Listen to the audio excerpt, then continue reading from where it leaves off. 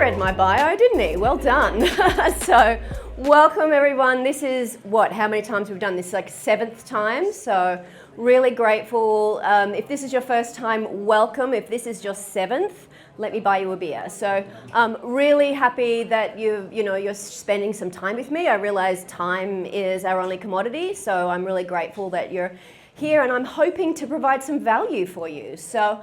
There's a lot of hype right now, and I'm not wanting to sell you a dream. Actually, this talk is going to be a couple of horror stories, and I think that's been a bit of a theme these last couple of days, and that's been the due diligence, making sure that you know what you're doing and before you leap.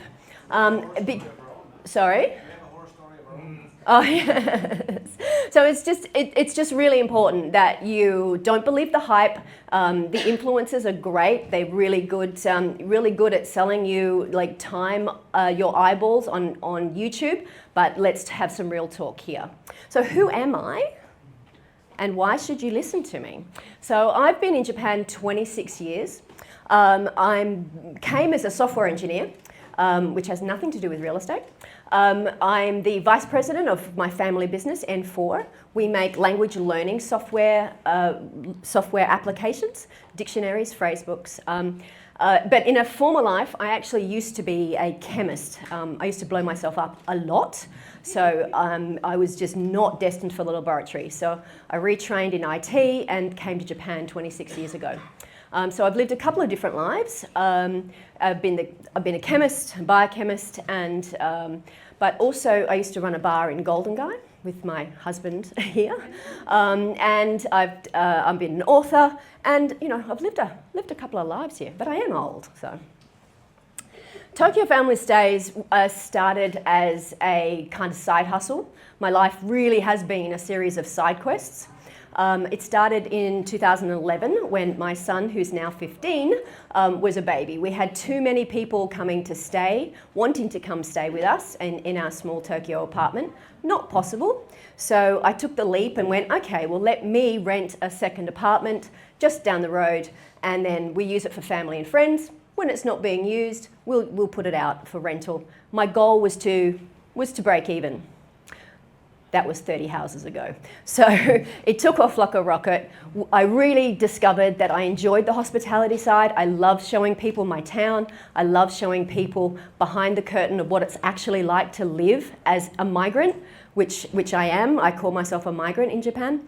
And so I have a really unique point of view that is interesting for people, and people want to pay for that. So I've lent into that, but around 2018, or between 2016 and 2018 is where life really changed for short-term rentals in Japan. It was the wild, wild west before that, and then we thought, well, okay, let's get serious. So that meant getting licensing, getting the Kandi license, getting the properties we wanted to be licensed, letting go of the ones that were not going to work, and with the Olympics looming, don't get me started. With the Olympics looming, it was like, okay, 5-year plan, let's do it, let's lean in, and let's get serious and professional about it. And the business grew. 7-figure business, and actually, Sarah Frew is sitting here. I remember talking to you when we hit our first $100,000 month, and that was just like, wow. We built this from nothing, and I remember celebrating with Sarah, who's sitting right here. Hosted countless guests in the last 14 years. But the other thing that I've been very, very serious about and very intentional about is building very strong community ties. And that's been, I think, the difference to create a business that is profitable and sustainable, and one that I'm actually really proud of. I'm really proud of the business that we've built. But let me get into some of the things that I've learnt, and hopefully this will be of value to you, and if you're looking at creating a business for yourself. But real talk, a lot of influencers are out there saying, oh, it's easy, it's this, it's that.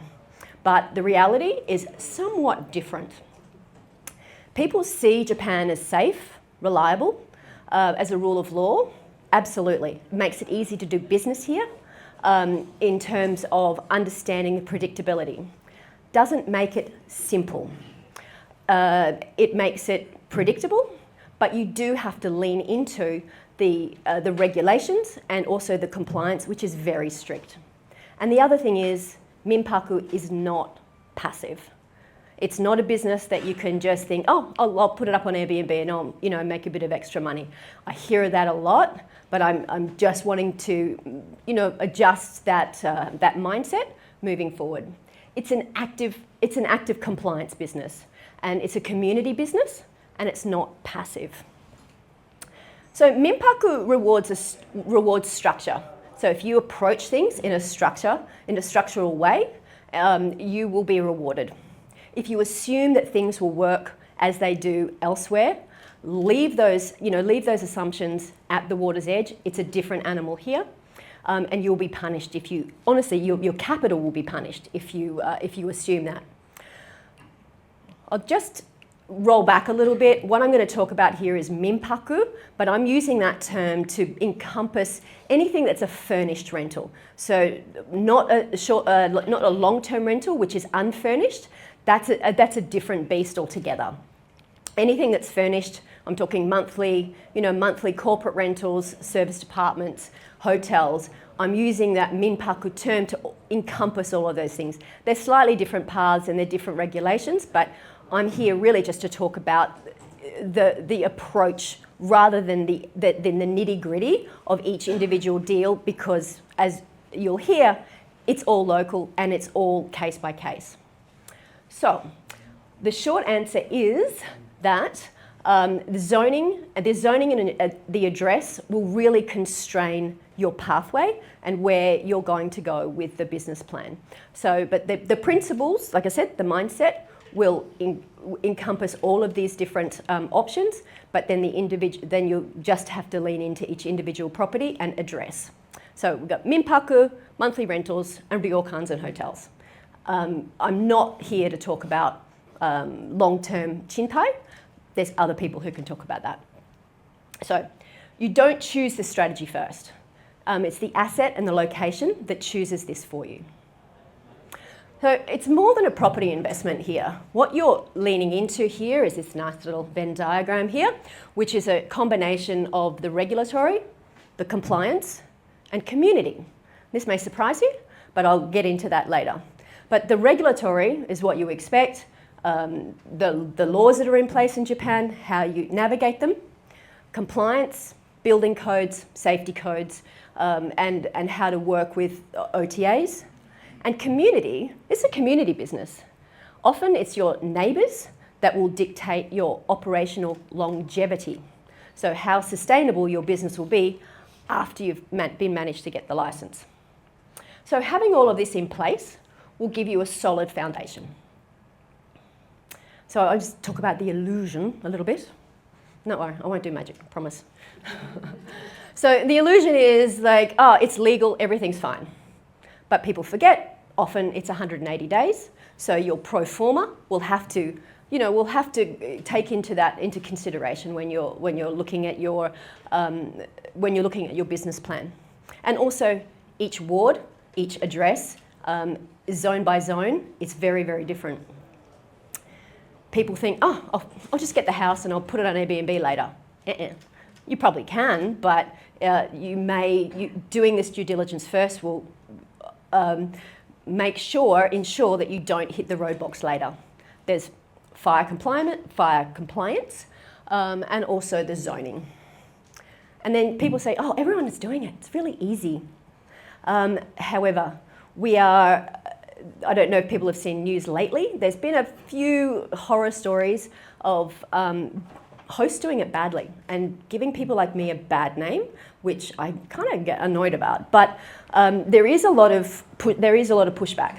So it's up to the good hosts to really break down some of the myths and start helping to educate the community about how to do it well and what the benefit to Japan and also to their community is potentially possible if they're supporting you and your business be a profitable business. The other thing is not all real estate is hospitality suitable. So, and this is a bit of a mindset shift. So when you buy something for minpaku, it's more than the bricks and mortar. you're buying a regulatory pathway, and if that pathway is blocked, the business is useless, or you've got dead capital, or you have to pivot, or you have to change strategy. I always say that real estate is kind of my place of business and not my actual business. So I'm here at a real estate conference, but I'm a bit of an interloper because hospitality I see as my business. So again, hard truth, you're not buying a building, you're buying a pathway when you approach to a minpaku strategy. These are the people you need to listen to. These are your stakeholders, and these are the people who will be your allies. Listen to them. So let's look at how the deals actually fall apart. I've seen different deals fall apart at different ways, and I've had to come in partway through and solve some problems that people have jumped in too quickly, and I've been able to solve some problems later on. But here are the key players, and if you listen to all of these people, then and also have the communication between all of these players, that's the key to having a successful, a viable project. So the ward office, they're the ones who set the rules. That's your first port of call. It's hyper-local. There is, people say, well, where's the easiest place to run a minpaku? Well, even street to street, it's different. And asking anybody to say, oh, what's the best thing, or people ask me what's the best place, I can't tell you. The first call I always make, or one of my team makes, is directly to the ward office. So they're the gatekeepers. The shiho shoshi, my shiho shoshi is one of my favourite people in the world. My life is way too short to deal with Japanese paperwork and bureaucracy, and so it's the best money I ever spend. I listen to what she says, and I do exactly what she says. There is no wiggle room. I don't try and charm my way through. It's like I find out what the rules are, and I just do it. The fire consultants, these slightly different from the shiho shoshi. So the fire consultant, they're the people who liaise directly with the fire department. And sometimes the fire department and the ward office have slightly different building code rules. Now, you cannot move forward on anything until you have the fire department online. And so all of these things they happen kind of at the same time. I've had a deal where I've passed through the ward office, I've passed through the fire department, and then the ward office has a slightly different regulation. So I've had to go back to my electrician and have different fire alarms put in, and that actually just happened fairly recently. So that held up the project. And then the architects and/or the renovation people, you have to tell them what all of these other players are saying so that they can do the work from the start perfectly, and you don't have to go back and do any retrofitting. Can't negotiate, or you can't, there's no wiggle room on any of these steps. There is no, there's no shortcuts, unfortunately. So, this is a failure. I'm giving bad news today, aren't I? I'll get to money later. I'll get to the profits later. So, speed over sequence. Again, what I see people do is they try and jump some of these processes. If you try to skip speaking to the shiho shoshi, or you think you're going to save yourself a couple of bucks by not speaking to that person, it will cost you time. And time when you're looking at getting to market is money. And so if you haven't spoken to the shiho shoshi, or you haven't spoken to the fire department, you will hit hidden compliance blocks. Normally, you buy the property, you consult the experts, and then you attempt to fix the issue. That's, again, what you do abroad, not what you really need to do here. Don't fall in love with a property before you've spoken to everybody. You have to do you don't have to worry so much about missing out on something because there is so much availability out there. So take the time to consult all these experts along the way before you buy. Now, Seth is up here, and he's someone who goes out and does all that due diligence for Aki Hub, and do that work. Absolutely do that work. You can't reverse engineer the compliance side. And so really, this is where most people fall over. This is where most investors either, I don't want to say disaster, because disaster sort of seems like it's going to be, like you're putting your money all up in flames. What will happen is it'll slow everything down, or you might cost you a bit more money. Manage the expectations. Think, I'll figure it all out later. But then the reality is the ward office will block it. When a ward office, city office, hokenjo, and then you're stuck with some dead capital, or you have to invest more than what you thought, and so your ROI will be decreased. So listening to the ward office from the get-go is, I feel like I'm harping on this a lot, but I keep seeing it. People think, I'll just get over it, I'll just do it. Time and time again, this is where people fall over. Fire trap. This is also where I've seen a lot of deals come to die. This is the silent killer. You've got a beautiful old machia, then the fire department says that you need to have a secondary escape route, or you have to change the floor plan. That gets expensive, really, really expensive. And I've seen a deal where missing escape routes has turned something that was potentially super profitable into something that's a really non-starter in terms of minpaku, right? You'd have to pivot to either a monthly rental or convert to like a long-term rental. Or I've seen where the road on the outside of the house is too narrow. So it's not just the property itself, it's the access for the emergency vehicles. Rule of thumb, 4 meters for a hotel, 2.5 meters for minpaku. You just have to, again, it's all case-by-case basis. Operational bleed. So this is something else that I see a little bit. Some people will think, I've got the license, woohoo, pop the champagne, that's it, we're off to the races. But I see people ignore the asset.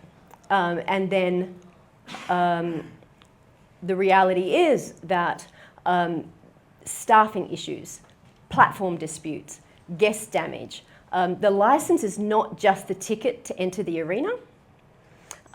It is if you're looking to maximize your investment, you really, really want to make sure that you're on top of it on a daily basis. This is not a passive business. It's not for the faint-hearted. It takes a good manager.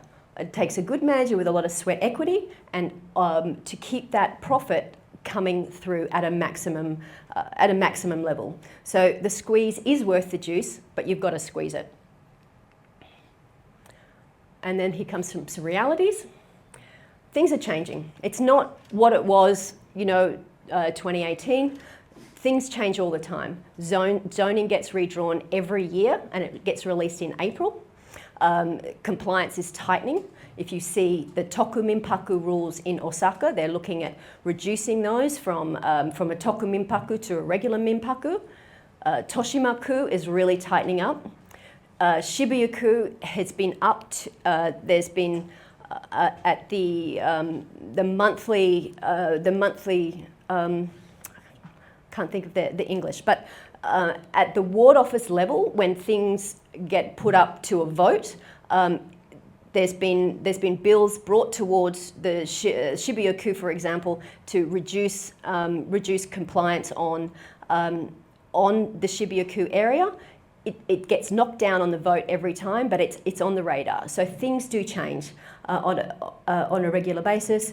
And then when the rules change, you just have to follow it. So the other thing is that the local authorities are actively shutting down illegal operators. If you think that you can be a grey operator, or if you've got a weekend license and you're trying to rent during the week, you're going to get caught. At the moment, it's all very analog. However, it's coming that the booking platforms, are going to be communicating with the ward office, and if you are not reporting, it's self-reporting right now, and if you are not reporting accurately, finally, the government is catching up, and you will have to start answering some awkward questions. They sent a couple of Brits to jail a few years ago, I remember, right after the revamped the law, right? Yeah, and also if a property manager, if a kundi has been shown to try to assist people breaking the law, the fines are ridiculous. So it's not worth it. Know what the rules are, play by the rules, and yes, you'll have a sustainable business. There's no Japan rule only, everything is local. So that makes it hard. It makes it hard that what works in Shibuya might be illegal in Shinjuku. So it really does depend on a case-by-case basis. So it's hyper-local, and that's why you have the shiho shoshi, because if you're busy running your business, you can't be looking at the compliance. I have someone who's looking at compliance all the time, just to make sure that I'm within the laws and making sure that I am doing the right thing. There's no universal rule. There's no Japan all rule. It's tightening, and illegal operators are actively being shut down. And so they should, right? Like, looking after people where they sleep is a big responsibility, and it's a big privilege. It's a duty of care involved. So again, I take that really seriously in my business because, all my guests, they're paying, they're putting food on my table. So, I care about them. And illegal operators, really annoy me. Each ward does have the ability to interpret the laws as they see fit, depending on what their constituents are saying. And it is a social contract between the community, the chonai, and yourself. It's not just the piece of paper. So, believe it or not, your first stakeholders are not actually your guests. They're the chonai. So they're your local community leaders. When I first started in Yoyogi, we went round and had a cup of tea with the guy who runs the chonai. He's like a million years old. He has 3 teeth in his mouth. But we went there with cookies and a bow, and it just smooths out. It smooths the way. Having that relationship with your community leader means they talk. He then knows every other small business in the area. And whenever there's any pushback, he'll go, they're good people, they're fine. And so having those allies within your community will, making that effort, front loading that even before you open, will set you up for success. They do hold the veto as well. So, and I think I was talking to one of my other clients just yesterday, and they got the license, and there's they had some local pushback. They've flipped and made a profit, which is good though. But if you do play smart, you can use those. You can use the chonai. You can use all the local businesses as an asset. Every time there's a festival, we buy the lantern. It's 5,000 yen, but that's an investment in the goodwill of the community. And I just think it's I'm a bit nerdy about this, but as a migrant, I just think I'm more community engaged maybe than my neighbours, but it does, I'm really grateful that I have this, profitable business that sustains me and my family, and I just want to show that back to the community. So how do you make friends with your neighbours? Have this as part of your strategy. So we have a mission statement, who we are, who we serve, what our values are. That's all translated. It's a bilingual document. So before we even open the doors, I'm knocking on all the doors of the neighbours. I'm giving them the piece of paper. I'm giving them clarity on who we are, how to contact us if they've got any concerns whatsoever. A couple of cookies, and that people remember that. Most people, what are they going to be worried about? They're going to be worried that they're going to have all these yahoos with suitcases all day, all hours of the day or night. They're worried that that people are not going to understand the trash rules, and they're just going to be worried about mewake. They're worried about being annoyed. So having that first line of communication means that you've allayed their fears. Their cortisol goes down. They're like, oh, okay, I've got someone to talk to if I'm concerned. That goes a long way for making an ally. with your neighbours. Having a mission statement that is communicable, that they then understand, that they know that you're serious, and then you're not just going to let a whole bunch of yahoos run amok in the neighbourhood. And being able to have someone that they can call, if they're going to call you, they're not going to call the police, which is what they'll do. Okay. Oh, I'm really talking too much, aren't I? So I've got to keep going here. So this is a deal that looks perfect on paper. It had already been a minpaku. It was a 3-story house. It's licensed, wooden, fully furnished, and it was in Shinonamachi. It was great, but it was strong yield on paper. Everything looked wonderful, but I always went and checked with the neighbours. I knocked on the door of the neighbour, and I was hounded out with a pitchfork, basically. He had cameras there. The people who had done it in the past had done it badly, and so the well was poisoned. There was absolutely no way I was going to take that deal on, even though the price and everything was right. Not going to touch that with a barge pole, because the neighbour was so aggressive, and so it would just make my life hell, would make the life of my guests hell as well. So a bit of a framework, zoning, fire compliance, structural layout. So that's the being able to have all of your way to escape routes, and also all of the fire alarms and fire extinguishers, which are to code. And then obviously your neighbours, and then you need the financial stress testing. So the deal isn't the price, the deal is the pathway. So if a cheap property with a blocked compliance is a bad deal, but getting something that's more expensive with a clear pathway is a good deal. I think I've really laid this on thick. So, but here's another case study that had a fire compliance breakdown. I'll go back. The customer had heard what the Shiho and the ward office said in advance, had not communicated that with the person who was doing the renovation. So they just thought, oh, I'll just do what I want to do, and then I'll get the certificates later.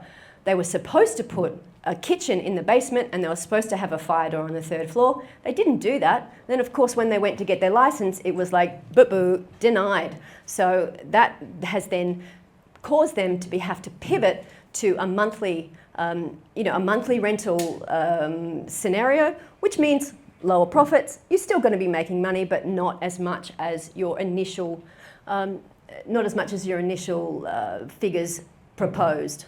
So, again, I take this really seriously. Where people sleep is a privilege and also a big responsibility. I think I've gone on this enough. I want to talk about money. And you were wondering when I was going to start talking about money, but really what gets measured gets managed. Business 101. So these are the metrics that you need to be watching at all times. Gross revenue is a vanity metric. Lovely, I love seeing all that money come through the door. It is a vanity metric. What is important is your net revenue, your ADR, your RevPAR. Also, what's going to bleed is cancellations, and being able to look after your guests while they're there, but also the review scores. If you've got bad reviews, that is like a real race to the bottom. And also, you need to have some money in reserve, because you will need to keep your compliance up, which means ongoing. It's not just set and forget. Like I said, the license isn't the finish line. That's the starting point. Again, gross and net revenue, ADR. ADR means average daily rate. Occupancy, RevPAR. These are all hotel terms. I've discussed these in the past, so if you need any background on what revenue metrics, how to calculate them. Marketing metrics. How much does it cost you to acquire a guest? Now, this is important data. What is your lead time? What is your cancellation rate? All of these will affect your bottom line. Your review scores, how the neighbours are, maintenance issues. If you're not looking after your guests are not looking after your house, it will cost you a lot more to keep it up to scratch. And then you will also need to keep cash buffers for compliance, ongoing maintenance, ongoing fire. I use a dynamic pricing tool. This is Price Labs is one of our sponsors here. You've probably seen the swag out in the hallway. I love them, cannot work without them. Do not think that you can manage your revenue on your own. The dynamic pricing is some of the best money I ever spend. It means that I'm not missing out on cherry blossoms. I'm not missing out on any of those issues like when Taylor Swift comes to town and the price goes up. So I don't have to do that manually. It's all done by Price Labs. I also use them to analyze the market. I'm not going to talk about market analyzing here, but that's also what I do. But grab that. That's a code for being able to get some market dashboards, how to estimate what your revenue is going to be. So I love, love, love them. But it also is important because you can watch the pacing. How is your property pacing against the bookings from the market? And you can adjust the strategy for if you're getting a lot of bookings 12 months in advance. Those customers are not very price sensitive. So I've got a 30% price bump on people that are booking a year in advance. I'm capturing that inelasticity, and then using Price Labs to really adjust based on automatically what the market is doing. But you have to stay on top of it. It's not a set and forget type of thing. Also management. Cheap management will not maximize your profits. A manager that's going to be charging you 15% versus a manager that's going to be charging you 25%.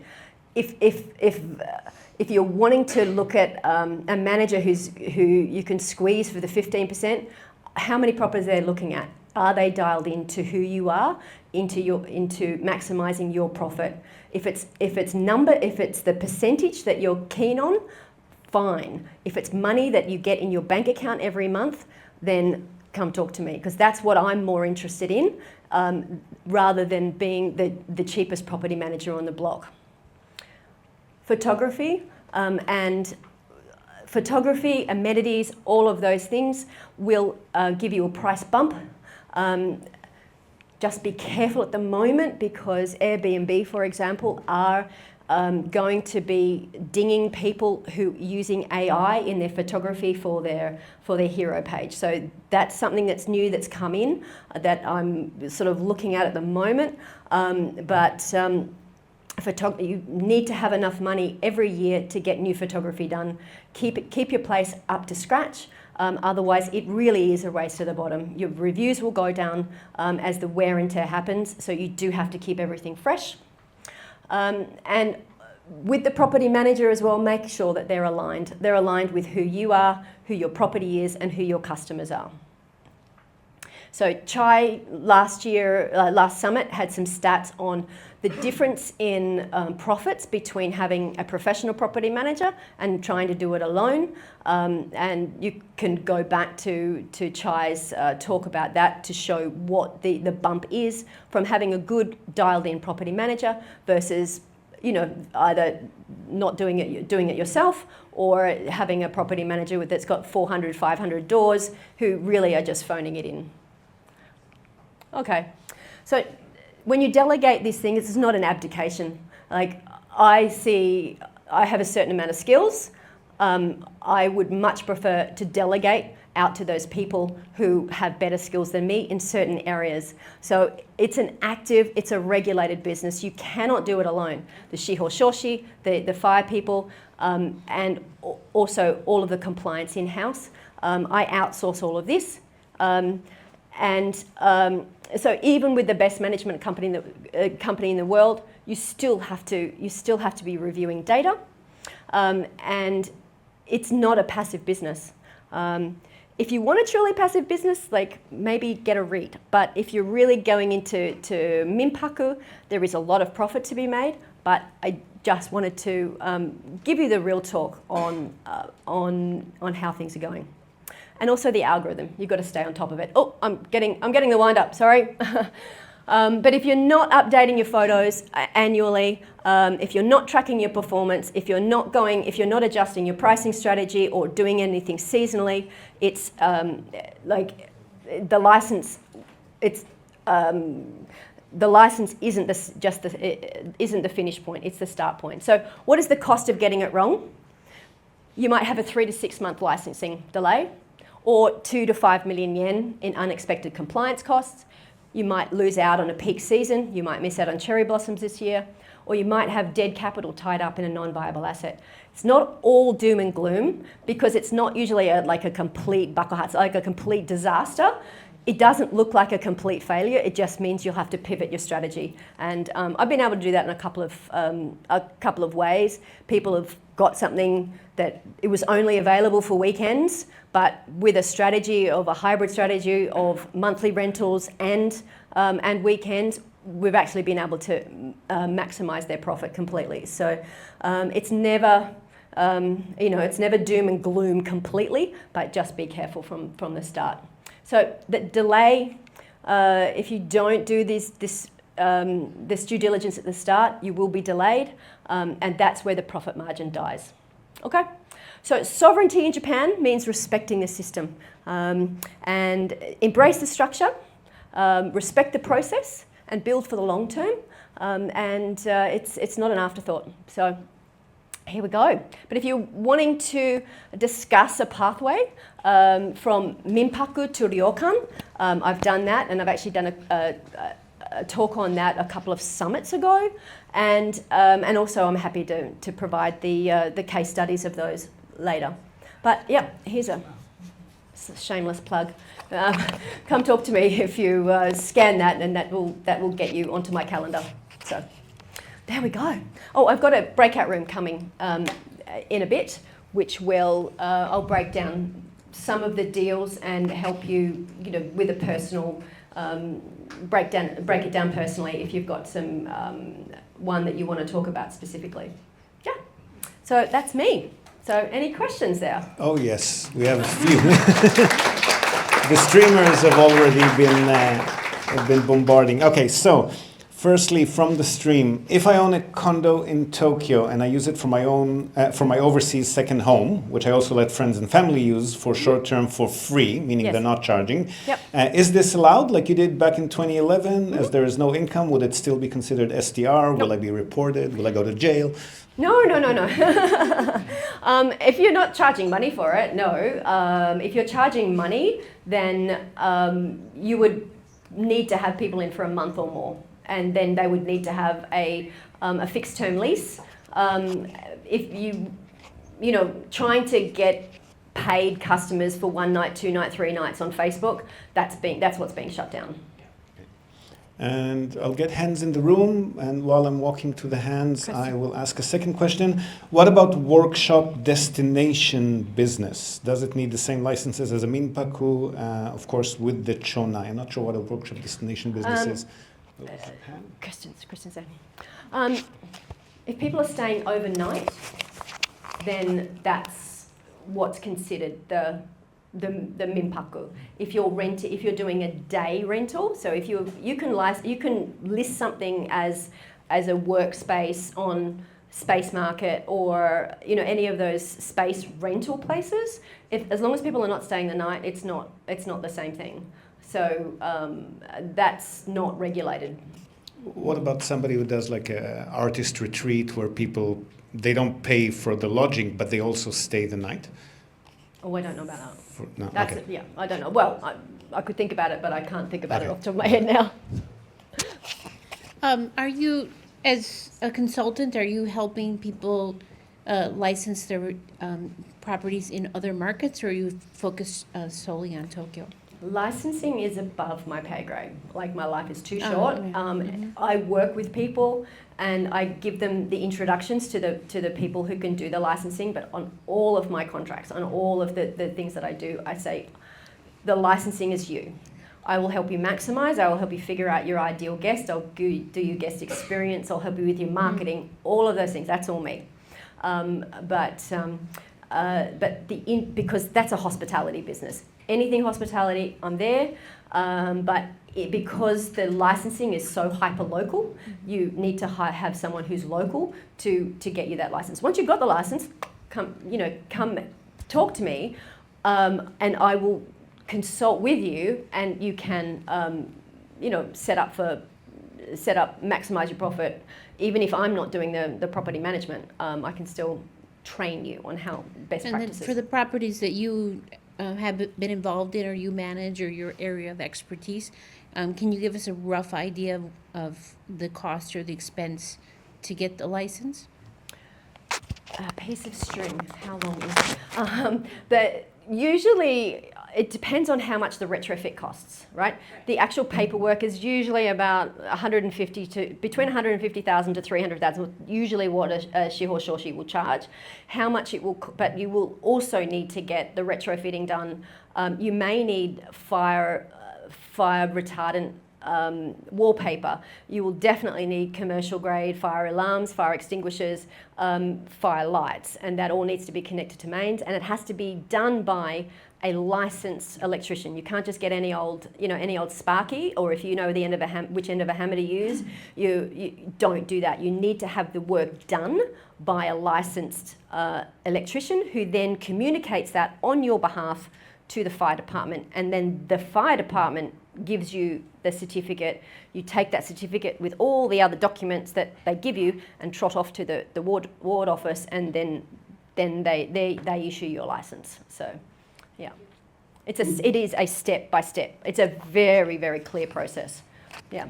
We can take one more question from the room, but Tracy will be there for the breakout room after lunch as well. Do we have another hand in the room? If not, we've got one more question. Paul. Yes, okay. Hi, thanks, Tracy. That was really informative. I work as a real estate agent in Tokyo, so if I've got a client who's looking at a house, will you be able to consult with them to give them some kind of idea of how much, if it's a good spot or? Oh, definitely. I absolutely do that. I use a Price Labs.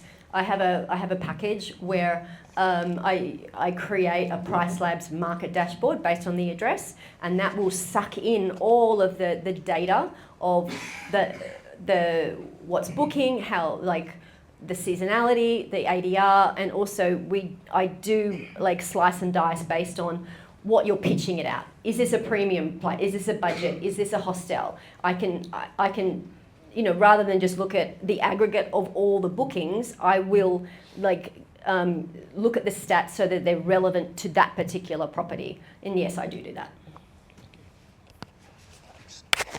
Right, you had one more on social media there. Brandon, Toby, what was that?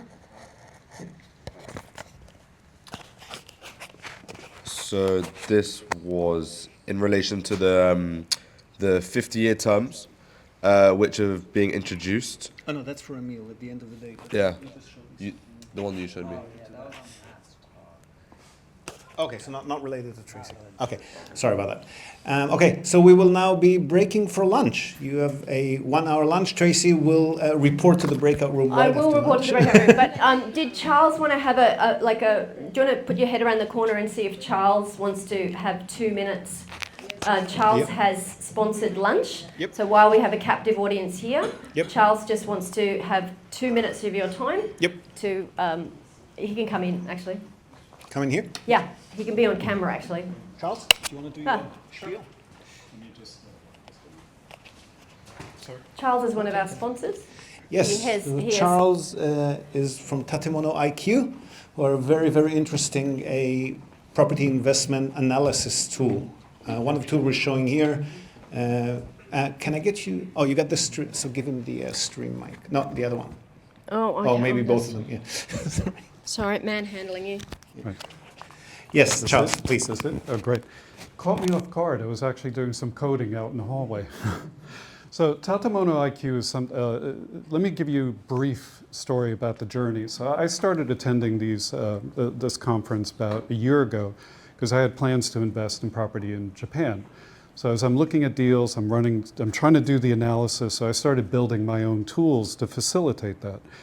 And then one thing leads to another. I'm starting to use AI and large language models and generative AI to assist me with that. So then I kind of pivoted. Why don't I create tools for other investors to aid them in that type of analysis? So that's what led to Tatamono IQ. Now, in its current form, it really targets both the Japanese real estate agent who wants to work with the foreign investor, as well as the foreign investor. So for the Japanese real estate agent, the benefit is they could work in Japanese, they could put in properties, they could put in private listings, and all of the information is automatically translated to English. And there are AI-assisted analysis that can be run that educates the foreign investor on the particulars of the Japanese market. So it's not really a listing site, it's fundamentally a tool. You put in properties, it does the analysis, it does the explanation, and everyone gains confidence in the decisions that they're making around their investments. So that's the fundamental premise. So we launched this weekend. Stop by, take a look. I can give you a demo. There's a lot of information on the site. It's tatamonoiq.com. In case you don't know, tatamono means building in Japanese, so this is building intelligence. tatamonoiq.com. And we're running a special introductory 3-month free trial. So I encourage everyone to take advantage of that. Thank you very much, Charles, and thank you very much, Tracy.